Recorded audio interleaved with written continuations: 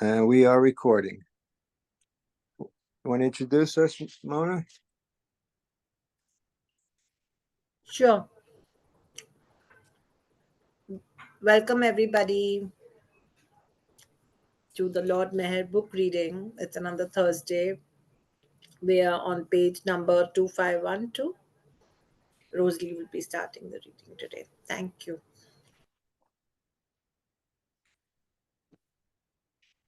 Meetings and darshans.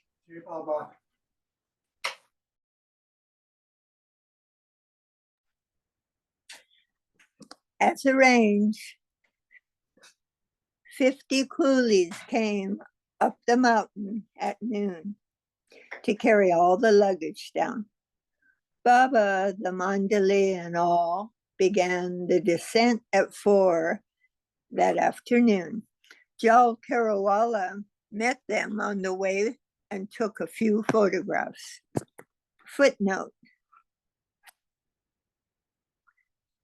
the photographs that Jal Karawala took of Meher Baba after the Anjiras Hill seclusion either did not come out or have been lost.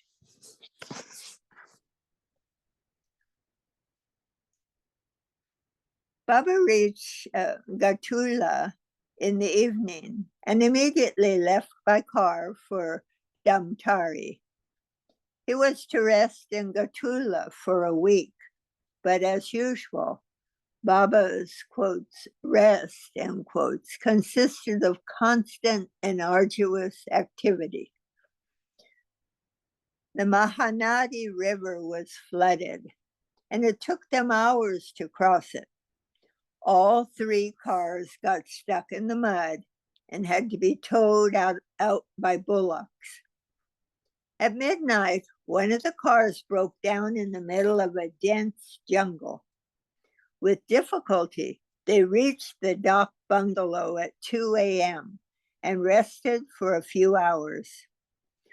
On the 14th, after lunch at Damtari, Baba left for Raipur.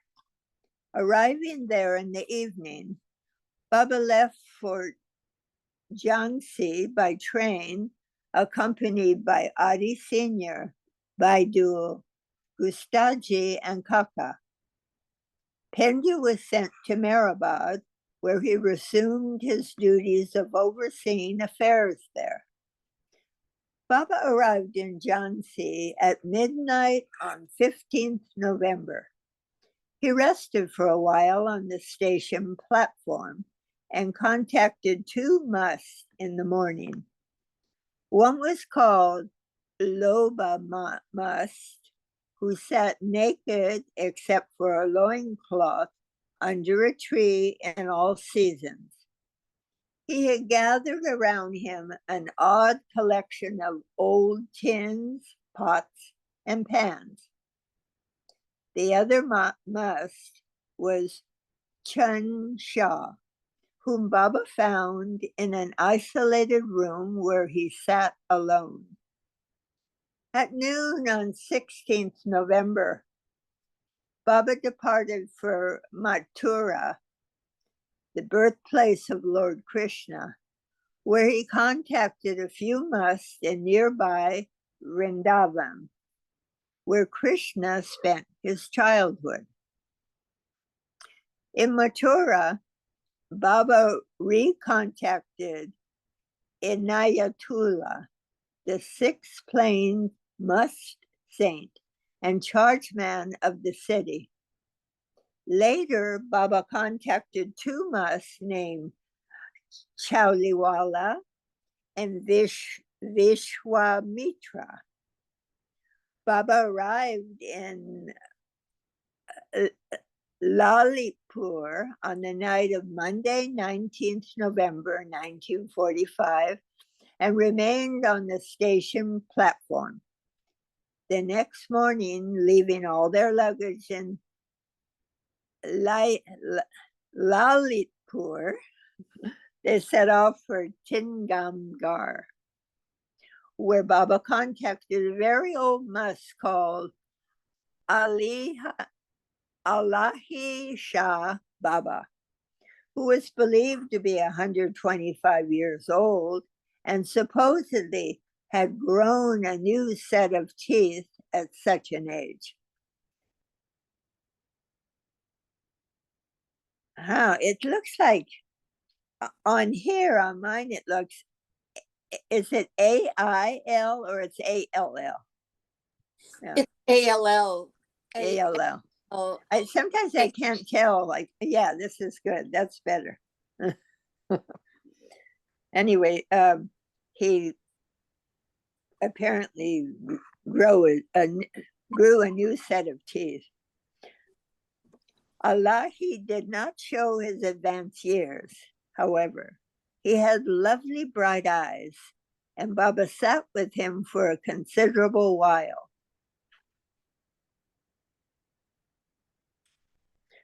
When they were ready to return, they could not get seats on a public bus. Although the Mandali were exhausted, Baba was in the best of spirits because of the fine musk contacts he had made. By the time a private bus was hired and they were driven back to Lalitpur, it was midnight. They again rested on the station platform and then resumed their journey, reaching Bhopal on the 21st. On that day, however, Baba did not find the must he wished to contact. The following day, he worked with 3 advanced souls. One was a Mastani called Biyamai. Another was an old musk called Nanu Mian Sahib, who was blind. Baba contacted him in the room where he had been sitting for many years. Baba also contacted a seeker called Sadiq Ali Pir, a Muslim who roamed about Bhopal.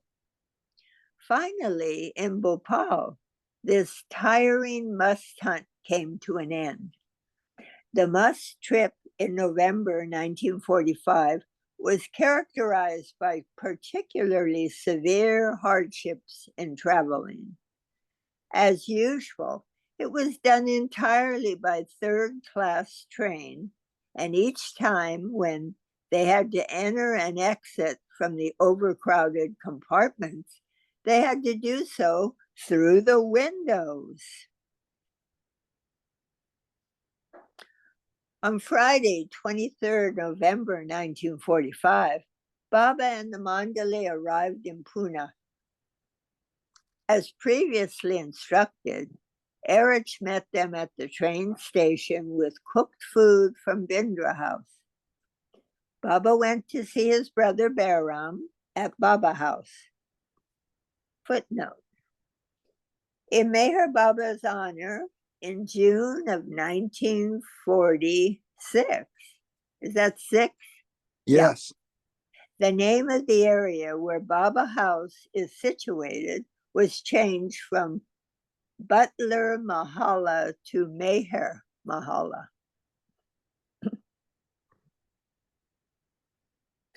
Baba walked into the family's home and greeted Perrin and held one of the month-old twins, Sorab, but he deliberately avoided seeing the other one, Rustam. Perrin informed Baba, Rustam has been sick ever since we returned from the hospital. Baba seemed indifferent to the news. He did not reply and continued showering his attention on Sorab. Perrin was thinking, why isn't Baba asking about Rustam? Why doesn't he at least go into his room and see him? He is ill. Baba should have his eye on him. Shortly, Baba sent for Jalbai and asked, do you love the children?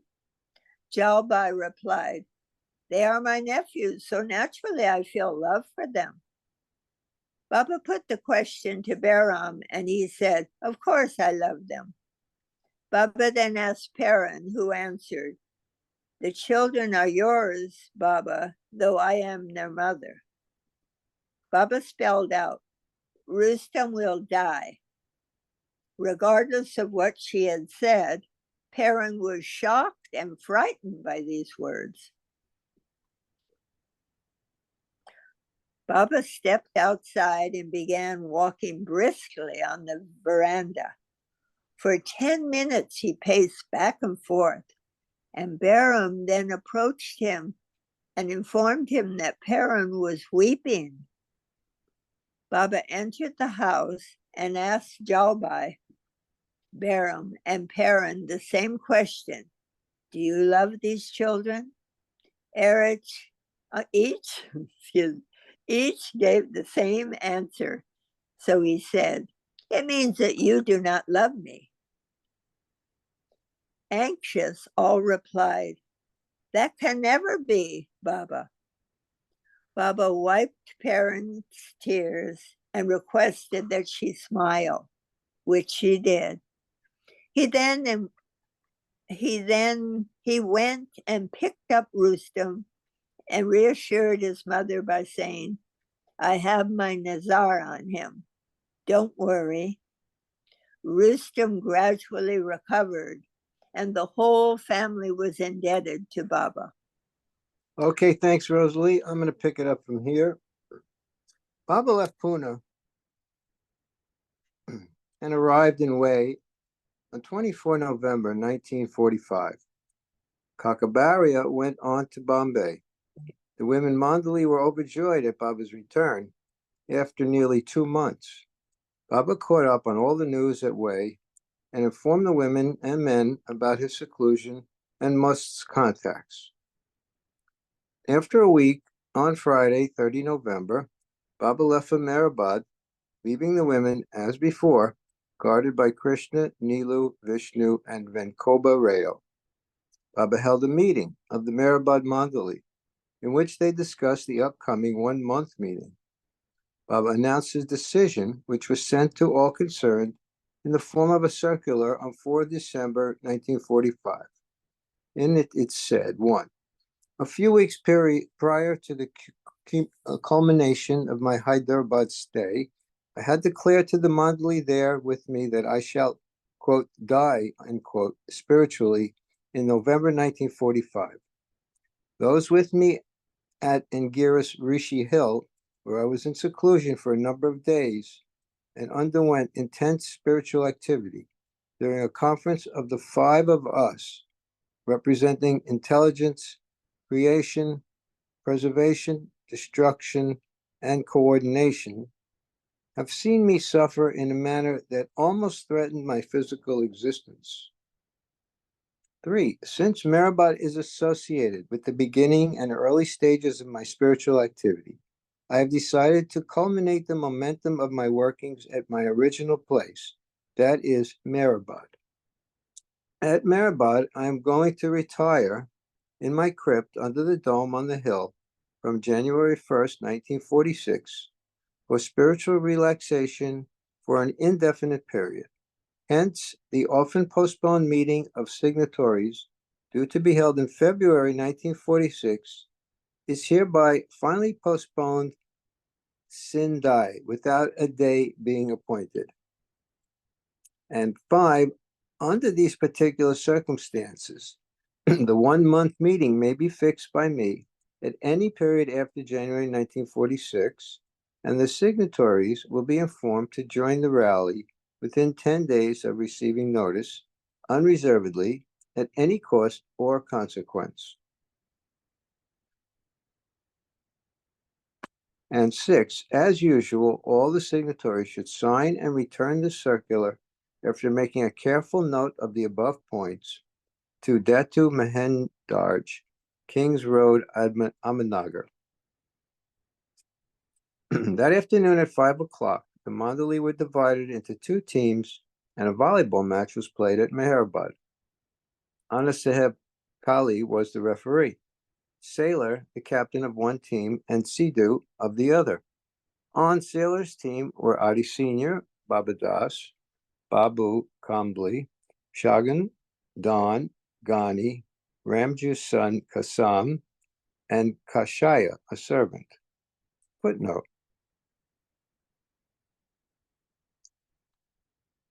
After the conclusion of World War II in 1945, Don was discharged from the Indian Medical Service and had returned to Meherabad to stay with the Mandali and serve as one of Baba's doctors. On Sidhu's side were Anna 104, Datu, Jangli, Murli, Padri, Hindu, Savak, and Talia, a servant. Baba awarded a prize of rupees 28 to the winning team. Baba inspected the work going on at Meherabad, Ahmednagar, and Pimpalgaon, arranged for the women to return to Meherabad, and then left for Pasami on the 8th. Baba stayed in Pasami for a week. One day, Krishna, while out on a walk, eyed a young woman. He began having undesirable thoughts, and he could not get them out of his mind. Distressed and feeling ashamed, he went to Baba's room for night watch. When Baba asked him what was wrong, Krishna told him what had happened. Telling him to wait, Baba went to the women and returned with a slip of paper on which were written the words, Satich-chanand Paramanand Meher Baba Vidnayanand, meaning all truth, knowledge, and bliss, God in the beyond, Meher Baba, the all-knowing one. Quote, from today, repeat these three names for 15 minutes a day for 7 days, Baba instructed. To give Krishna the tune and beat, Baba stood in front of him and clapped as Krishna sang the line. Baba himself put Krishna in a room and closed the door. 15 minutes later, Baba came and asked Krishna how he felt. Krishna replied that the thoughts had ceased, and Baba caressed his face and assured him not to worry. On 15 December 1945, Baba left Pasarni for Meherabad with the women and men Mandali, and they arrived in the evening. For the next 10 days, the Mandali were preoccupied with making arrangements to celebrate Meher's birthday. Lovers from Bombay and Pune had been invited and arrived on the 23rd. They included Kakabaria and his sister, Banubai, confectioner, Aloba, Naraman and Arnavaz, Nargis and Homi Batina. Meher's birthday was observed wonderfully in Meherabad on Tuesday, 25th November, 1945. In addition to the lovers from Bombay and Pune, many from Ahmednagar participated in the event. A Qawwali program was held, and every person took advantage of the occasion to take Baba's darshan. As Age described, the garden of Meherabad blossomed with the heartfelt songs of his birds.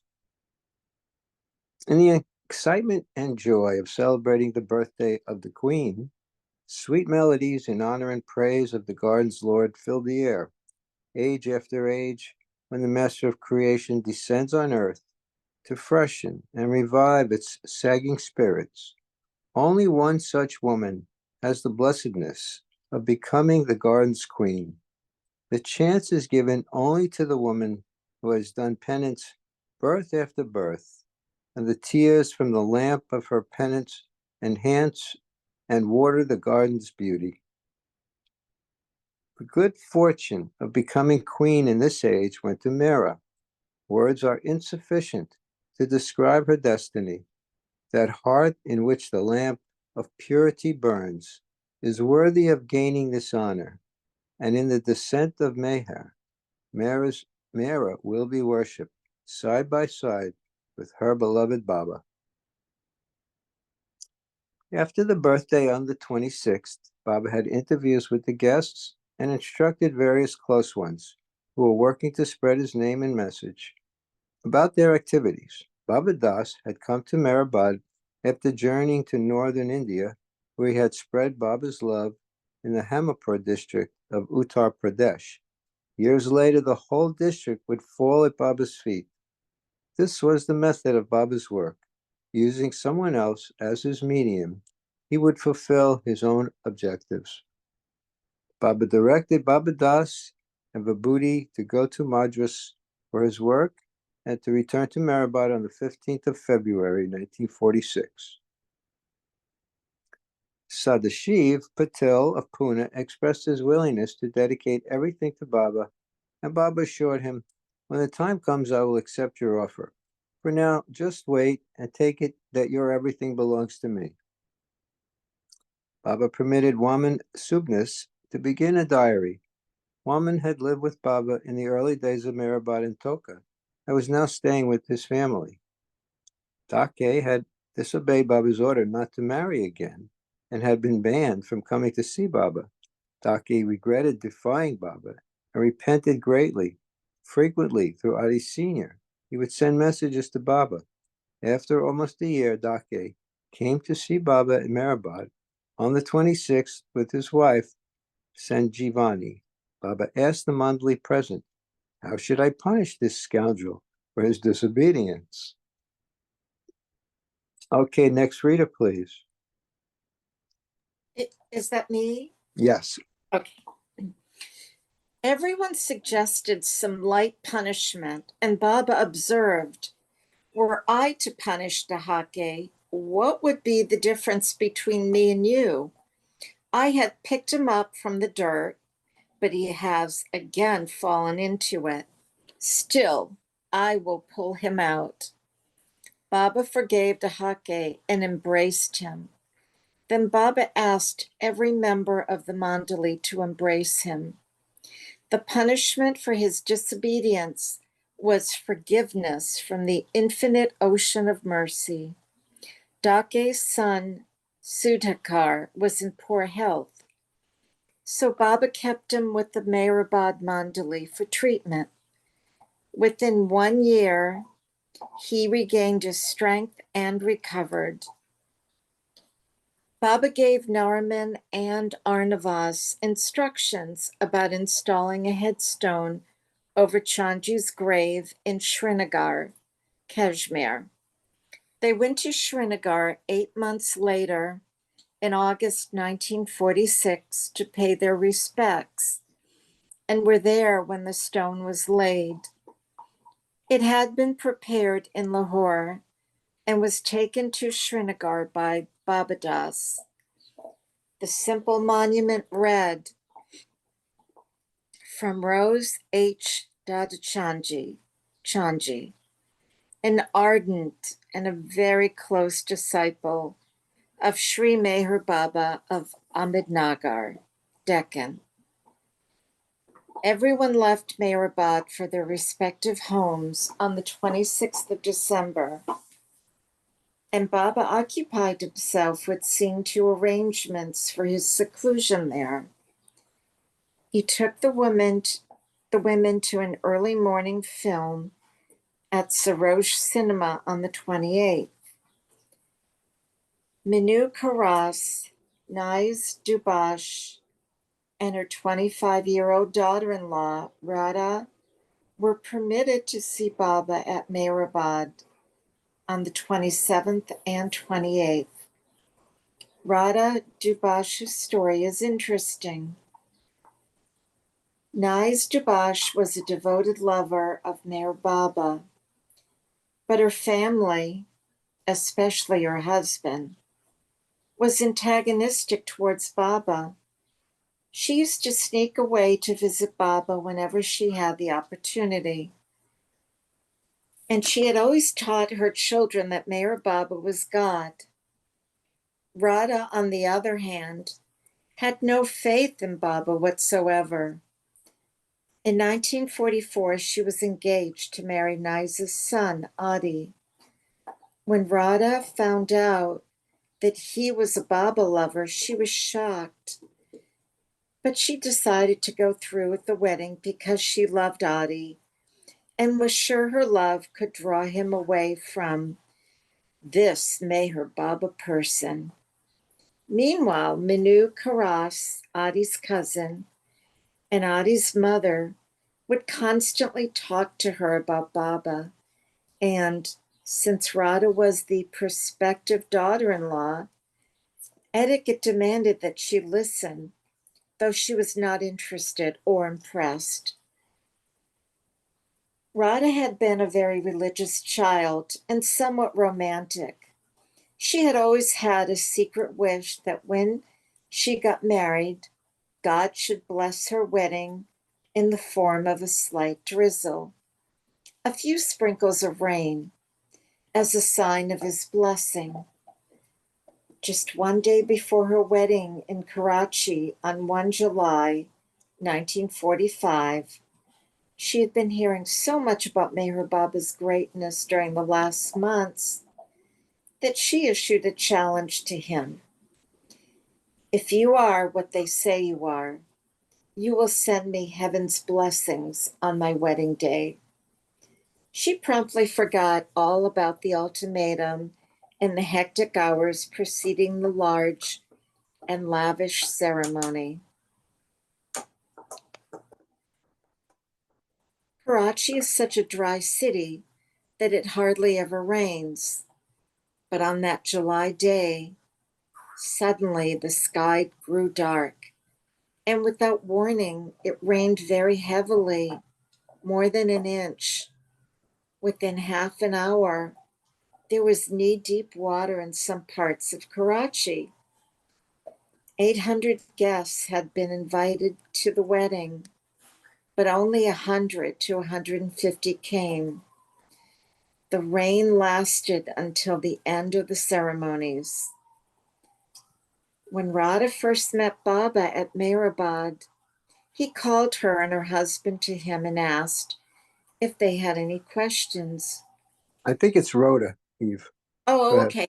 Thank you. Rhoda did not say anything, but the thought that kept creeping into her mind was, you sent me heaven's blessings on my wedding day. She became his forever. The bride who had wanted to draw her husband away from Baba was herself brought to his feet. According to Baba's instructions, Pendu and Padri arranged matters for his seclusion. Baba wished to sit in Kaikobad's cottage in Lower Meherabad for 40 days. Pendu and Padri put up a fence of bamboo matting on all sides, enclosing the small structure so no one could see in. Baba prepared a schedule for his seclusion as follows. Watchman, 6 a.m. to 3 p.m., Kakabaria, 3 p.m. to 5 p.m., Adi Senior, 4:30 p.m. to 7 p.m., Vital Bokre, 7 p.m. to 9:30 p.m., Kaikobad, 9:30 p.m. to 6:30 a.m., Krishna. Baba's daily schedule, 6:30 a.m. to 7:30 a.m., brushing teeth and bath, 7:30 a.m., morning tea, noon, lunch, 4 p.m., afternoon tea. Baba was to fast during his seclusion, and he announced that for the first 10 days, he would eat only once a day. For the next 15 days, he would eat only vegetable soup or drink buttermilk. For the following 12 days, he would drink orange juice, and for the last 3 days, he would remain only on water. Baba entered Kaikobad's cottage on Thursday, 3 January 1946. 2 days later, the Mast Ali Shah was brought to Meherabad from Ahmednagar. For the next week, Baba worked with Ali Shah from 9 in the morning until noon, and sometimes in the afternoon also. He worked with him until the 12th of January and then sent him back to Ahmednagar. Baba then sent Baidul to bring musts from Bombay and surrounding suburbs. He brought 3 musts from Bayandar, Kurla, and Mahim, and Baba sat with each for 4 days. Footnote. Regarding these 3 subtle conscious musts, refer to the Wayfarers, page 301 to 302. For Baba, to fast and work with musts was his spiritual rest after all the hectic days of touring and working in seclusion. On the evening of the 19th, Quals sang ghazals in front of Baba's cabin from 6 to 9 o'clock. Only the Mandali were invited. Situ also sang and performed several humorous songs which amused Baba. On 24 January, Baba informed the Mandali, "Today is the 20th day of my seclusion. I have been greatly inconvenienced in my work owing to the continual passing traffic on the road and the noise created by it. Therefore, I have decided that the remaining 20 days of my seclusion should be spent at Pimplegan, which is a natural noise-proof abode. From tomorrow until I shift to Pimplegan for my work, it will be a partial seclusion. I will continue to stay where I am now, coming out only for necessary work and to see necessary people." The next afternoon at 4 o'clock, Sarosh drove Baba to Pimplegan, where Baba encouraged Kali Mama to finish the construction work as soon as possible. Baba went again to Pimplegan with Sarosh on the 26th at 9 a.m. and again on the morning of the 29th. Adi Sr. was purchasing and sending all the construction material from Ahmednagar to Pimplegan.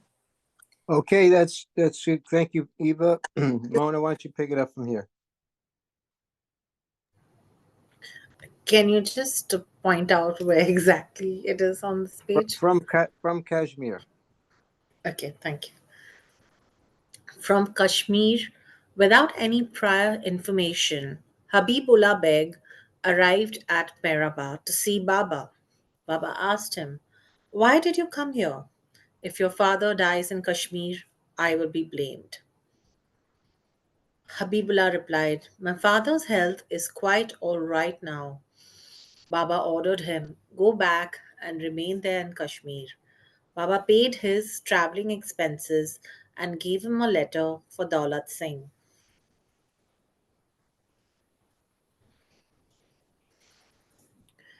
Returning to Srinagar, Habibullah handed Baba's letter to Daulat Singh. After reading it, he remarked, "Baba wants only this much service from me. When will the time come when he takes away all that belongs to me?" According to Baba's instructions, Daulat Singh gave some money to Habibullah, who returned to his parents' house. There was a hidden reason for Baba sending Habibullah back. Just 2 months later, his father unexpectedly died. Another fortunate individual who had Baba's darshan at this time was a British woman named Millicent DX. I'm not sure if I'm pronouncing it right, but yeah. 51. Millicent grew up in India and first heard of Baba in the late 1920s. She had been writing to Baba since the time of the Toka ashram. In 1941, she and her husband and son moved from India to the Andaman Islands, where they had estates. In February 1942, she received a telegram from Chanji saying Baba would like to spend some more time in the Andaman Islands. Millicent rented a scheduled cottage for Baba in Port Blair. But just a few weeks later, Millicent and her family were interned in Singapore as prisoners of war by the Japanese. Though Millicent continued to write to Baba, during this period she received no reply. 3 years later, in July 1945, her husband was killed in an accident in the camp. On the day of his funeral, a postcard, quite by chance, arrived from Baba.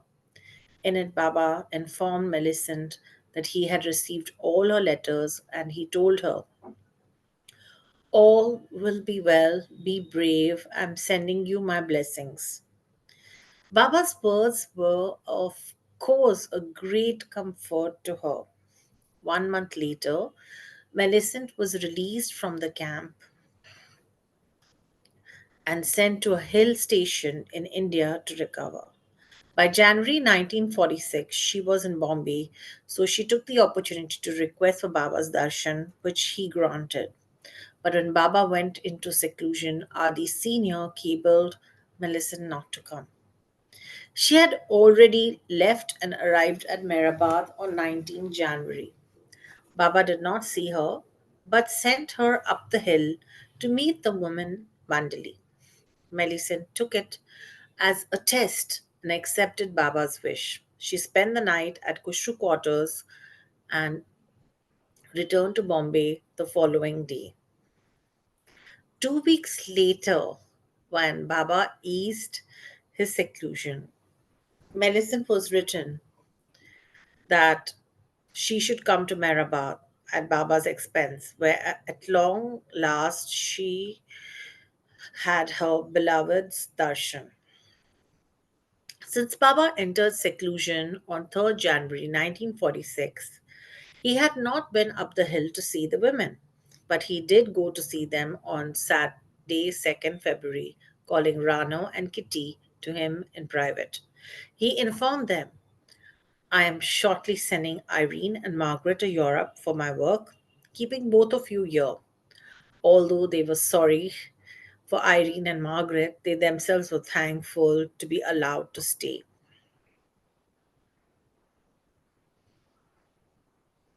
When Baba returned from Mumbai, he kept Kaikobad, his family, and Mansari in the hospital quarters on the hill, and Sultan and Dawla in a separate room. Sunamasi, Khurshid, Rano, Kitty, and Katie stayed elsewhere on the hill, as did Mehra, Mani, Mehru, Naja, Margaret, and Walu. Pila Mai and her daughter Sila stayed in Lower Mehrabad, and Vishnu's mother, Kakubai, from the outset, had also resided in Lower Mehrabad with Vishnu. Footnote. A two-room cottage had been built for Vishnu and his mother near Baba's Jopri.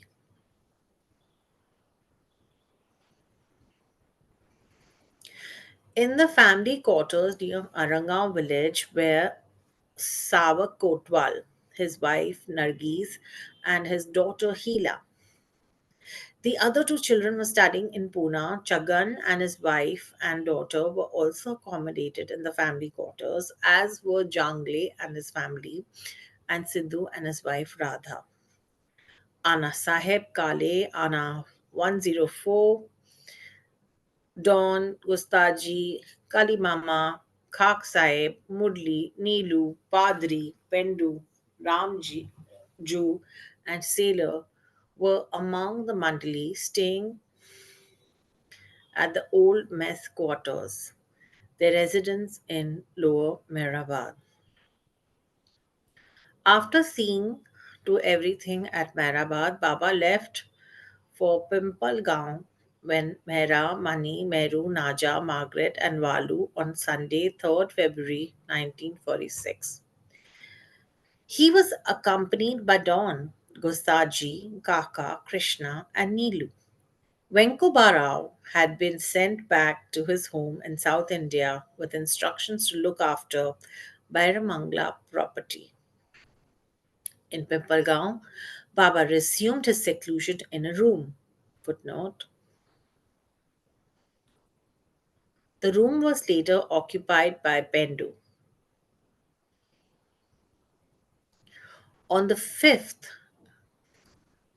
Erich brought a mast and then returned to Pune. Baba would work with the mast in seclusion and then go for a walk on Tembi Hill with the women. They would collect bright pebbles and rocks from the hill. At times, both of Baba's pockets bulged with the shining geodes. Could you increase that? Thank you. These were eventually placed in the foundation of the main house at Merazad. So these rock hunting recreative walks with Baba were not without purpose. Ever since returning to Pimpalgaon, something very mysterious and strange was happening to Krishna during his night watch. All the windows and doors of Baba's room were tightly shut. At midnight, Krishna would see a shadow fall across the window. Soon a spirit would appear inside the room. The apparition was that of an old man with slightly reddish eyes, a white beard, and no legs. He was wearing a white kafni with a white cloth tied around his head. He was wonderful and attractive to look at, Krishna related later. So I wasn't afraid, but whenever he appeared, I lost all my strength. I couldn't move. The spirit would approach Baba's bed. As soon as he was about to touch Baba's feet, Baba would snap his fingers and the spirit would disappear. Baba did not say anything, and Krishna also did not report what he had seen. Every night, the same thing happened. When the spirit appeared, Krishna would feel immobilized, with his energy drained away. After a few days, he complained to Baba that the spirit was taking away his strength. Baba decided to move to a different room. Half a mile from the Pimpalgaon ashram was a small cottage belonging to Ratan Shah Gaira, a Parsi resident of Pune who was devoted to Baba. After retiring from his job as an engineer, Gaira farmed some land he owned near Pimpalgaon. No one stayed in the cottage as it used to store grain and farm implements. So from 9th February 1946, because of the ghost, Baba began going with Krishna to Ratan Shah's small cottage every evening at 9 o'clock, for the night to rest for the night. Because Krishna felt so weak, Baba instructed Kaka to come at 4 a.m. and relieve Krishna, but neither Kaka nor anyone else was told about the spirit. The spirit never appeared at Gaira's cottage for a few days. Things seemed to be going well.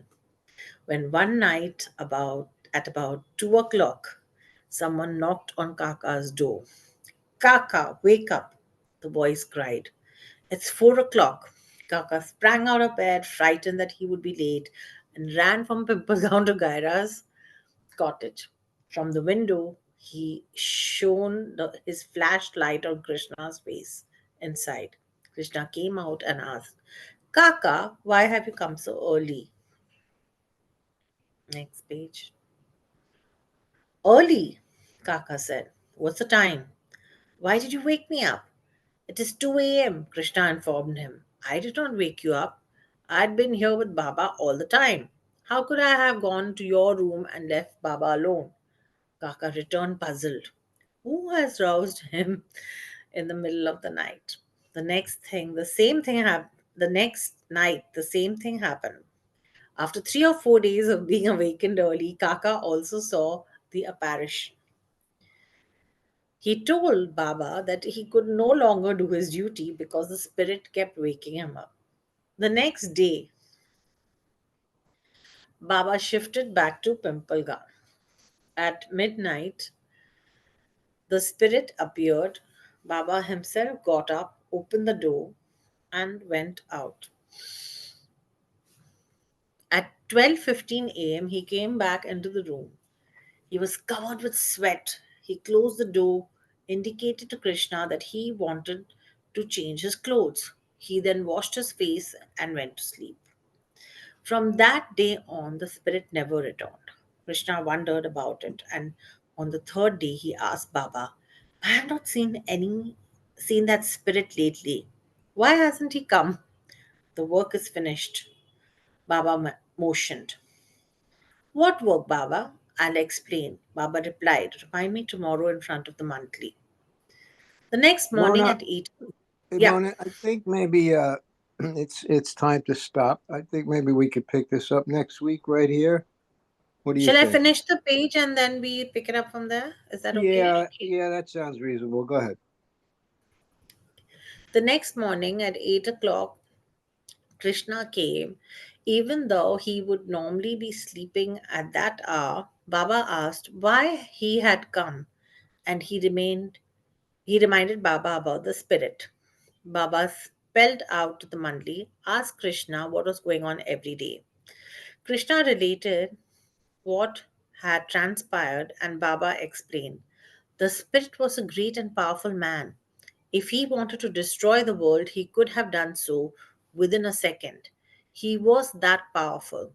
For some reason, he committed suicide. He wanted to be freed, but I was avoiding him. He was coming to me for that purpose. 4 days ago, I relieved him.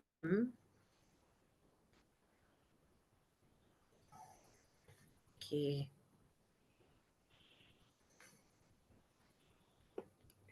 Yeah, and gave him a body. Now he won't come around. Hearing this, Krishna lost his temper. "Baba, look at me. How weak I've become. Why didn't you relieve him the very first day? Why did you let him cause so much trouble?" Baba smiled and dictated. "The time had not come. When the time came, I gave him the body." There was no public celebration of Meher Baba's 52nd birthday on Friday, 15th February 1946. But Baba did give this message to his lovers, issued through a circular. So we'll end here on Right. page Let's number 2005-23, and we'll start from right. We could just 2524. we should pick it up at that last paragraph of the about the previous page, just to start Okay. this. But Oh, so we ended at 2522. We'll start right. from 2523 Yeah. next All right. week. Let me end the recording. Stop recording. Stop.